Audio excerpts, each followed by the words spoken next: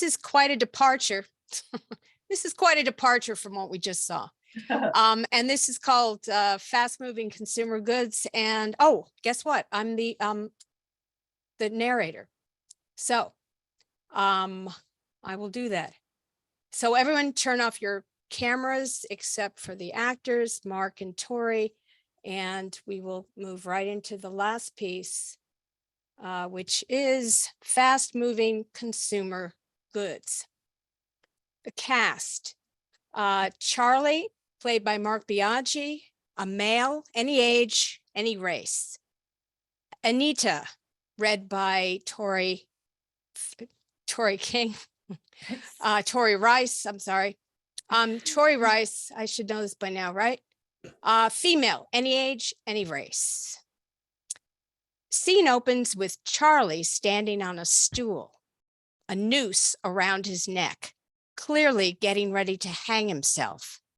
Suddenly, he reaches in his pocket for his phone. Beeps can be heard as he punches a number into his cell phone. What the hell? Might as well give him another shot.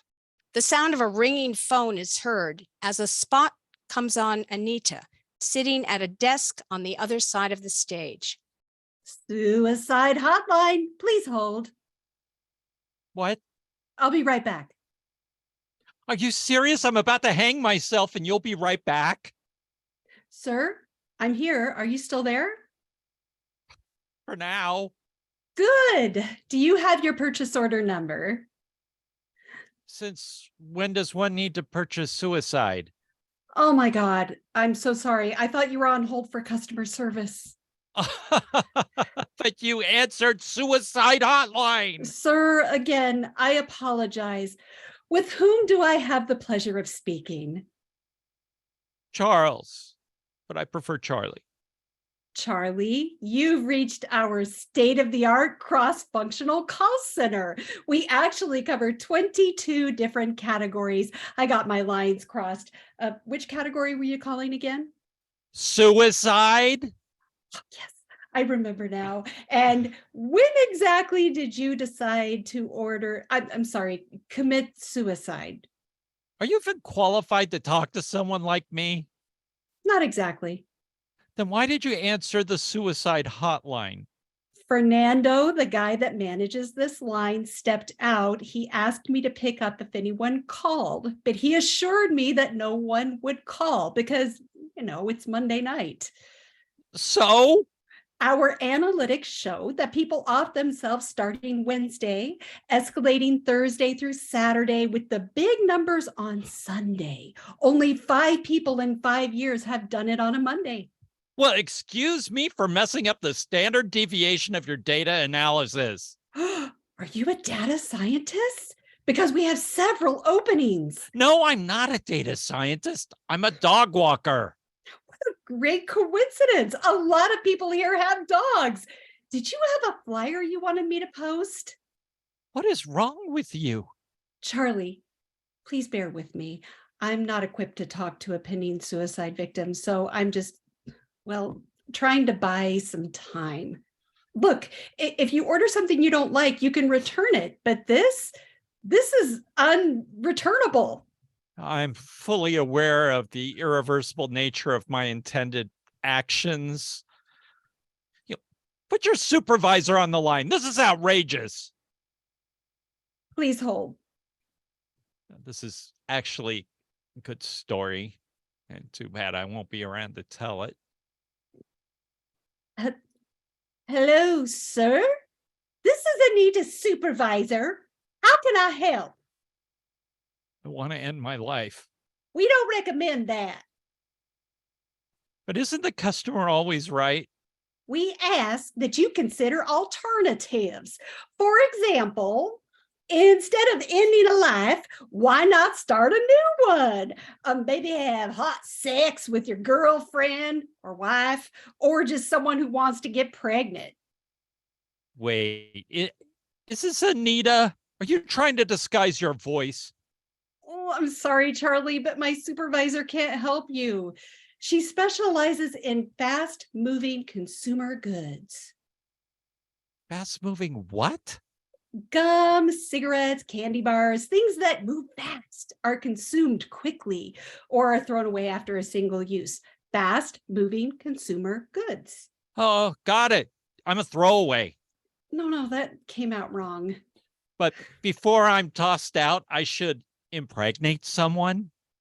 How about I transfer you to one of our sperm banks? That way you can impregnate someone without bothering with the sex. Oh my God. It was just a suggestion. Charlie, I'm really trying here. You know, this is hilarious. I call suicide prevention at the 11th hour on a Monday night, which is statistically inconvenient. That's not true, Charlie. It's statistically insignificant, not inconvenient. Oh, well, excuse me for living. Let's fast forward to the significant. Here I am, standing on a stool, noose around my neck, ready to jump, and I'm asked for a purchase order. I already apologized for that. Oh, but it gets better. Then I'm asked for my sperm. So it's working. It's working, right? Working. I distracted you. You're even laughing. I'd say a suicide customer that calls in and goes from despair to having a good laugh. Well, that's pretty good. Well, why don't you just ask me as a customer to stay on the line after we're done to give you a 5-star review? You would do that? Even from the grave? Oh my God, this would make a great YouTube video. You know that? You too can prevent suicide. Just jerk off into a cup. And after you submit your rating, I can send you over to Walmart where you can enter their sweepstakes and get $50 of fast moving consumer goods every week for a year. All right. Start a new category. Fast moving consumer sperm. Well, look at you taking over the world. Charlie, you're a natural consumer marketer. Oh my God, stop. You're killing me. Charlie, where are you now? Still on the stool. Then can you please step off the stool? I'm not kidding around, Charlie. I need you to step down. Oh my God, remove the noose first. Oh, already did. I'm okay. Oh, thank God. Yeah, you know, I haven't laughed that hard in a decade. It felt really good. Then you've changed your mind? I've changed my mind. Okay. But before I let you go, promise that you'll call me every night for at least a month. What about Mondays? Especially Mondays. Charlie, I'm serious. How serious are you? Dead serious.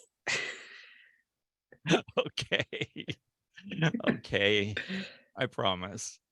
Any more questions? Just one. How much do sperm banks pay? End of play.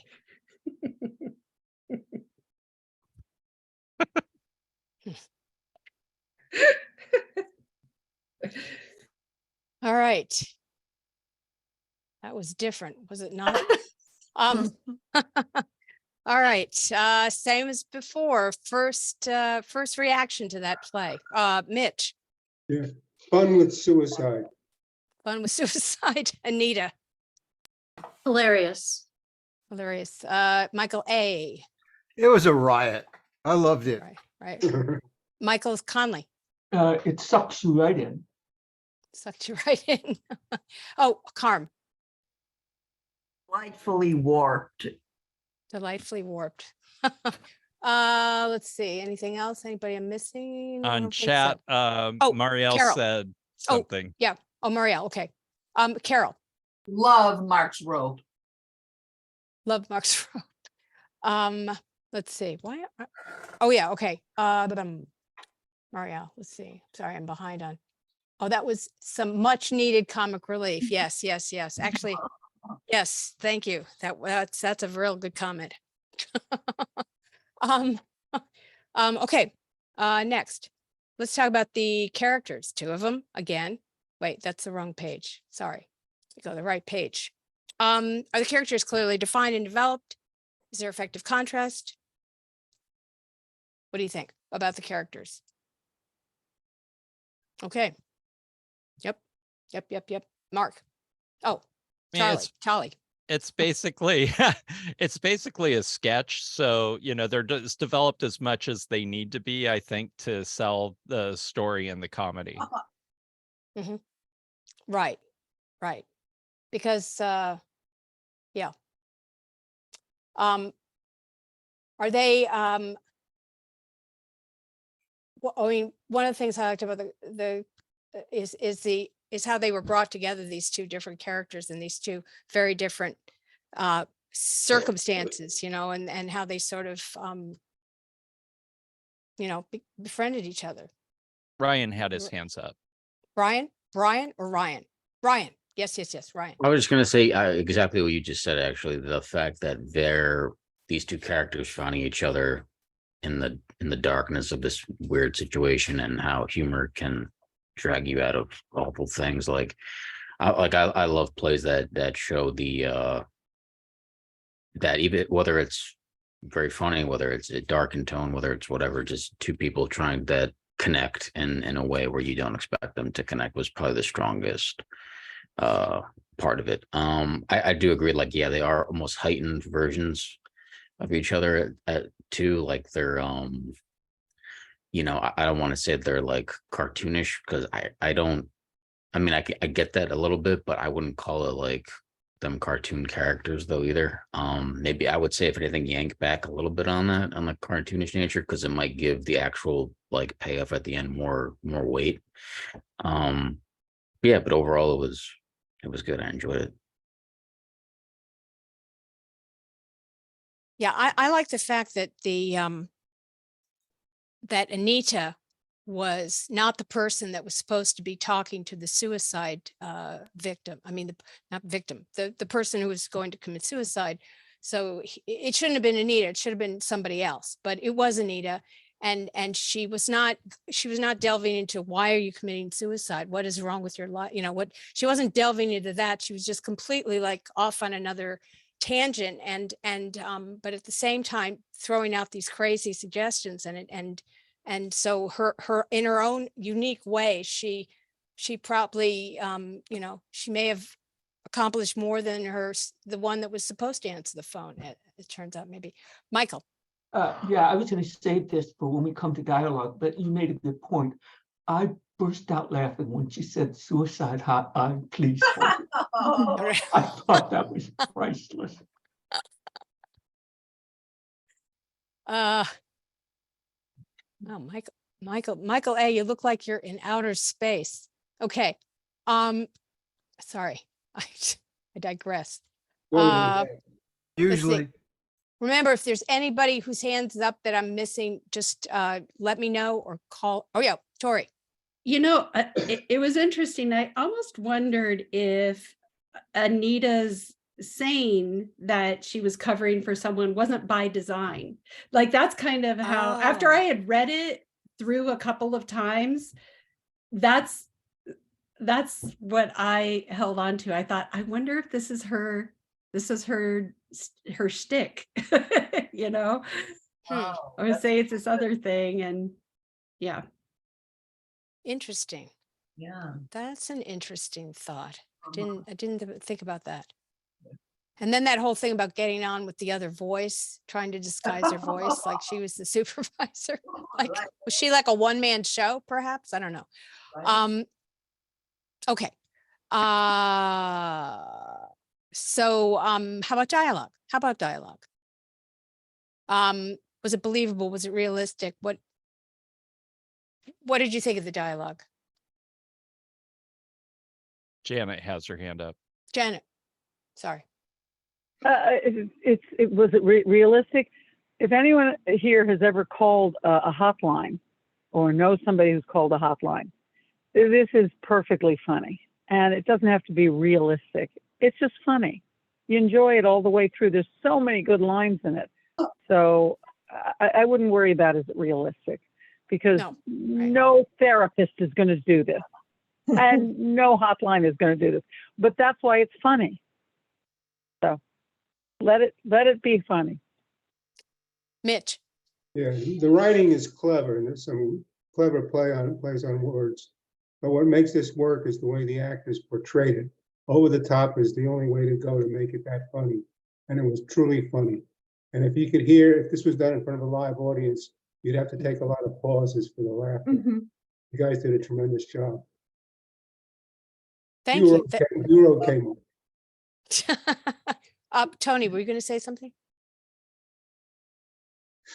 Yes, it would be funny if we, as in nowadays, whenever you call it's anything, any kind of company, they always put you on hold, or there's always a number that you have to go to, or there's always some immigrant that you have to go through in order to get to where you really want to get to. And I think it would be funny, and I think it was great to hear the conversation and to see the reaction between the both characters. I thought it was great. I think it's really relevant to what's going on right now, how they put you on hold for anything that you have to do. Yeah, Mark. I think rather than him digging out the phone, I would love to have seen him go, Alexa, call suicide hotline or something like that. And then maybe have Alexa misunderstand it first. And then, then finally it goes through. I think that would be funny. And then you don't have the bit with having to hold a phone and stuff like that too. So I just think it would be fine that way. But I did love the dialogue. I love the absurdity of the situation and the comedy that came from it. I also, like Tori said, I also saw that maybe this was her shtick, her way of sort of breaking through with people, maybe in an unconventional way, using humor.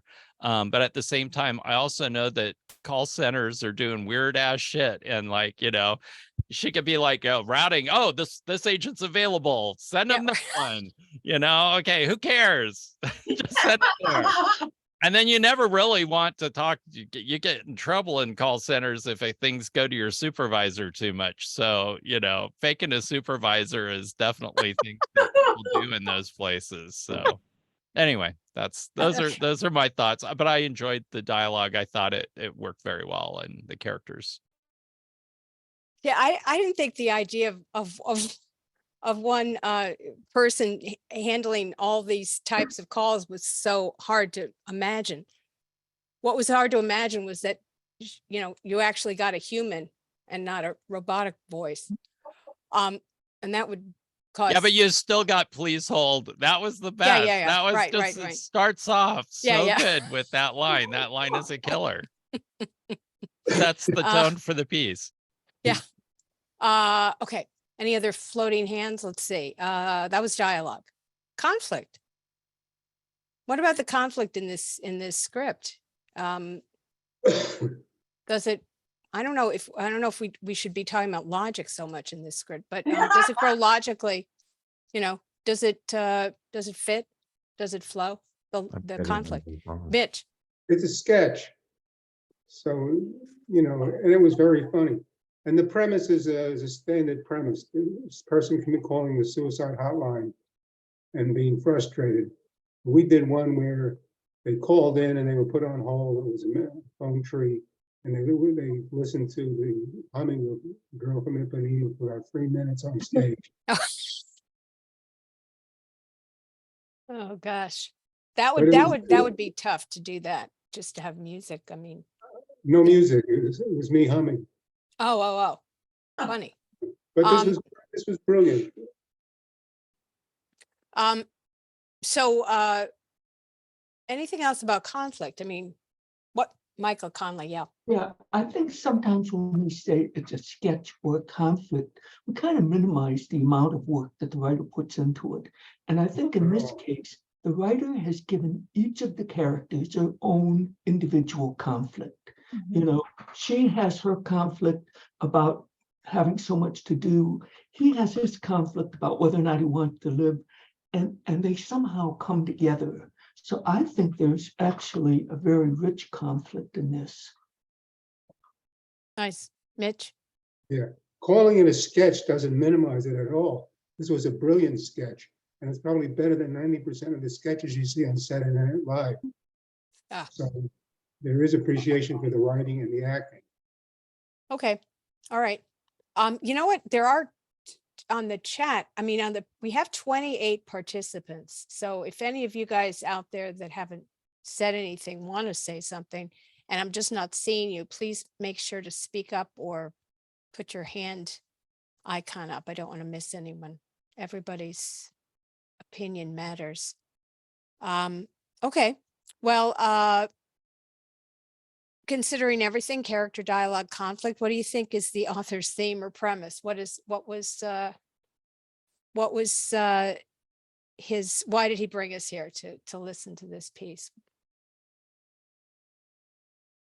Clearly to amuse. Customer service can save your life. Yeah. Customer service can save your life. Or laughter can. Right, laughter. I like Make it- that. I like To that. make us laugh. Not Uh, being heard. Not being heard, did you say? Yes, not Not being being heard. heard. No one listens. Oh, yeah, right. That's true. That's very true, actually. The listening, it was important, yeah. Okay, let's see. Dramatic effect, is there a resolution? Did you like how it was shaped, how it came out in the end? Does it hold your interest? As if I didn't know. Yeah. Yeah. It's what is it, 7 pages? It's short and sweet, really short and sweet. Any production problems? How would that be done on a stage, do you think? With 2 phone calls, just split screen. Yeah. Yeah. Yeah. Is the script marketable? As is. Any other thoughts about this play? I think it's safe to say that everybody enjoyed this play and that everybody Yes. got at least several laughs out of this play.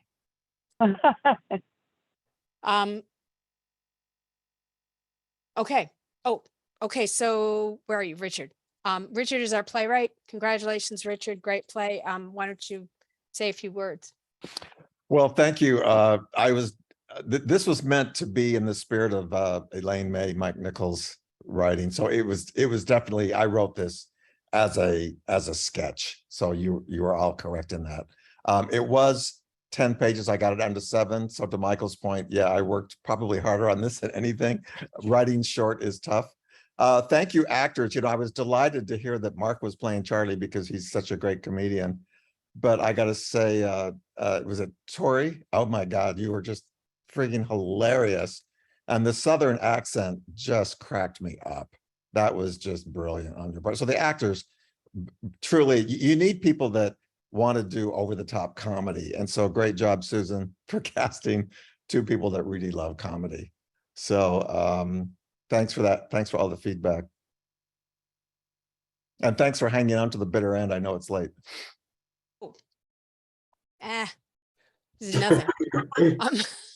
Thank you very much. Thanks to all the writers. Really great night of plays, I think. Really. Yeah. I laughed, I cried, and everything in between. Yeah. And I was educated. I laughed, I cried, and I was educated. I learned something new.